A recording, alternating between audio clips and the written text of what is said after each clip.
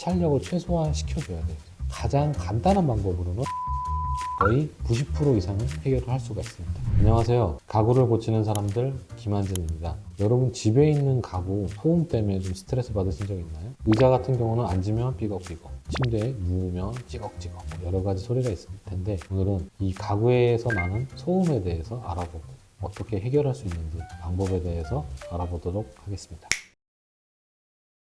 일단 처음으로 가구의 소음의 원인에 대해서 먼저 알아보도록 하겠습니다. 가구에 소음이 발생하는 건 첫 번째는 접합이 약해지거나 볼트나 너트를 이용해서 조여놨던 부분이 조금 벌어지거나 하는 부분에서 첫 번째로 그 문제가 발생을 하고요. 두 번째는 나무끼리 비벼지면서 마찰되는 소리에 의해서 소음이 발생하기도 합니다. 대부분의 가구는 목재로 만들어져 있기 때문에 그 마찰되는 소리가 울리면 악기처럼 나무를 통해서 크게 퍼져나오기도 해요. 그리고 주로 낮에는 소음이 안 나는데 밤에 침대 소리가 나는 이유는 당연히 이 주변 소음의 영향을 가장 많이 받고요. 낮에는 시계의 초침이 들리지 않지만 잘 때는 초침이 들리는 원인이랑 같다고 보시면 됩니다. 그렇기 때문에 침대의 소음 같은 경우는 주무실 때 더 크게 느껴지실 수 있는 부분이에요. 하지만 원인은 다른 데 있습니다. 그러면 그 원인을 해결하고 소음을 없애는 방법에 대해서 알아보도록 하겠습니다. 일단은 의자 같은 경우는 기본적인 구조가 나무와 나무를 접합해 놓은 부분이 있을 텐데 이 부분이 사람이 등으로 기대는 힘의 압력 때문에 이렇게 계속 찌꺽찌꺽 하다 보면은 이 조인트 부분이 나무가 벌어지거나 그거를 조여놨던 나사나 볼트 이런 것들이 헐거워질 수 있어요. 그 부분을 가장 벌어지지 않은 순간까지 최대한 밀착하고 그 안을 공간을 채워줘야지만 그게 일단은 해결이 됩니다. 그래서 그 부분을 찾아서 해결하는 방법이 있고요. 아니면 나무가 계속 비벼져서 소음이 발생하는 경우에는 그 마찰력을 최소화시켜줘야 돼요. 가장 간단한 방법으로는 일반적인 스카치 테이프나 랩을 발라놓으면 마찰하는 부분에서 미끄러지니까 소음이 발생하지 않습니다. 그런 걸 구하기 어려우실 때는 보통 의자 밑에 그 소음 방지용 그 부직포 같은 거 있죠? 다이소에도 파는 조그만 뭐 원형도 있고 사각형도 있고 여러 가지 모양이 있어요. 그거를 나무끼리 비벼지는 부분에다가 그거를 대고 다시 조립을 해주시면 거의 90% 이상은 해결을 할 수가 있습니다. 또 다른 방법으로는 예전에 쓰던 방법으로는 결국은 양초를 쓰거나 뭐 비누를 이용해서 그 부분을 바른다 하는 내용들이 있는데요. 그것도 결국은 그 마찰력을 최소화시켜 주기 위해서 하는 거였어요. 그냥 비벼졌을 때 뭔가 다른 것들이 비벼지게끔. 그래서 양초 같은 경우는 옛날에 창틀 같은 데 보시면 창틀에는 옛날에 목문이라 그래서 나무로 만들어진 문이었거든요. 그것들이 창틀 자체도 나무를 깎아서 만들기 때문에 얘네들이 이렇게 슬라이드를 하면서 굉장히 큰 마찰음이 발생을 하고 주변의 수분 때문에 얘가 수축 팽창을 하면서 창문이 안 움직이거나 이런 경우가 많이 있었어요. 그거를 마찰력을 최소화시키기 위해서 첫 번째 하는 단계가 양초, 비누 이런 것을 발랐던 건데 완전히 잘못된 내용은 아니지만 지금은 그 정도까지 마찰력을 발생하는 부분이 없기 때문에 그건 크게 도움이 되진 않을 거예요. 아까 말씀드린 스카치 테이프나 부직포가 훨씬 더 많은 효과를 발생시킬 수 있고요. 다른 부분에 대해서 한번 또 세밀하게 알아보도록 하겠습니다. 다른 부분에서는 가구와 가구, 목재와 목재를 부분적으로 연결하는 부분에 피스를 체결하거나 아니면 뭐 그런 부분이 있었는데 이 부분들이 아까 말씀드린 대로 자기 힘을 주면서 삐걱삐걱 하면서 이 나사나 볼트를 박은 부분들이 헐거워지면서 구멍이 점점 커지는 경우가 있거든요. 그랬을 때는 다 제거를 한 상태에서 그 나무 볼트나 피스가 박혔던 부분에 요새는 목심이라 그래서 나무를 동그랗게 못 모양으로 나오는 것들이 있어요. 그걸 이용해서 그 구멍을 완전히 메워주고 본딩을 한 상태에서 다시 조립을 하는 방법도 있는데 이거는 약간 전문적인 기술이 좀 필요할 수 때문에 노하우 없이 그냥 막 하다 보면 오히려 망가지는 경우도 있으니까 그럴 때는 사실 좀 전문가를 찾는 게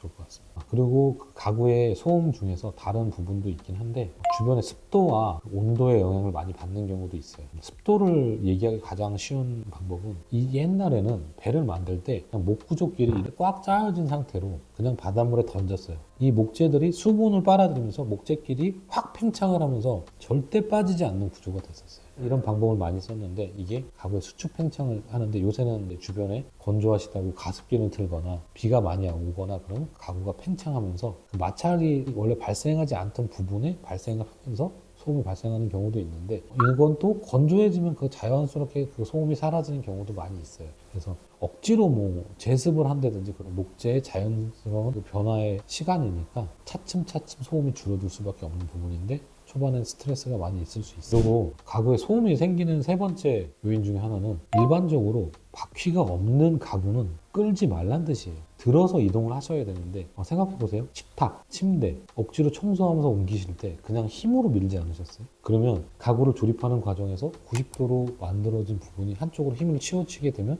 당연히 꺾이게 되거나 변화가 생겨요. 이걸 살짝 다시 들어서 제자리에 놔야지만 가구가 원래 가장 편한 상태가 되는데 억지로 힘을 가해서 밀어놓은 상태가 되면 이 비틀어진 상태를 계속 유지하고 있으면서 마찰력이나 힘의 전달이 정확히 안 될 때 아퍼 이러면서 가구가 소리를 내는 때 이 다시 수평을 정확히 맞춰주는 것도 굉장히 중요한 역할을 하는 거예요. 청소를 하실 때 잘 생각해 보시면 청소기로도 가구 밑에 다리 같은 데를 계속 치지 않나요? 결국은 가구에 손상을 주고 그 가구의 수평 상태를 어긋나게 하는 영향을 주기도 하기 때문에 그게 소음이 원인이 되기도 합니다. 그래서 바퀴가 없는 가구는 끌지 말란 소리예요. 들어서 옮기시고 이동할 때 가장 수평을 잘 유지할 수 있는 상태로 놓아주시는 게 가장 좋은 이동법입니다. 가구의 소음에 대해서 알아봤는데 좀 정리를 좀 해보겠습니다. 의자 같은 경우는 다리와 등받이의 이음새, 다리와 안장의 이런 부분이 가장 소음을 많이 발생시키기도 하고요. 혹시 하단부에 소음 방지 패드가 있는지 확인해 보시면 가장 힘 전달이 많은 부분이기 때문에 의자가 끌리면 많이 발생할 수 있으니까 그건 체크해 주셨으면 좋겠고요. 침대 같은 경우도 헤드보드하고 매트리스가 올라가는 이런 부분에서도 조립이 헐거워지지 않았는지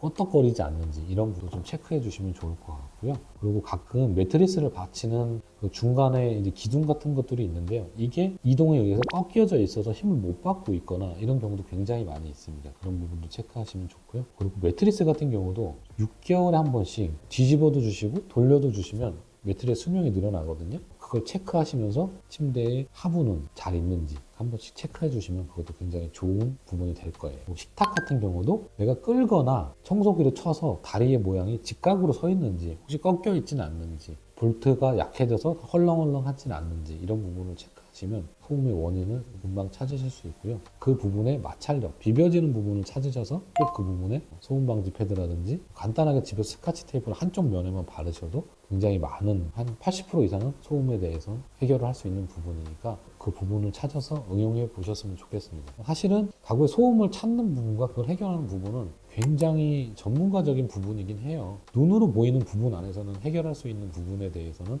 설명을 드렸으니까 그거 너무 스트레스 받으시던 부분이면 이 정도로 해결해 보실 수 있을 거라 생각합니다.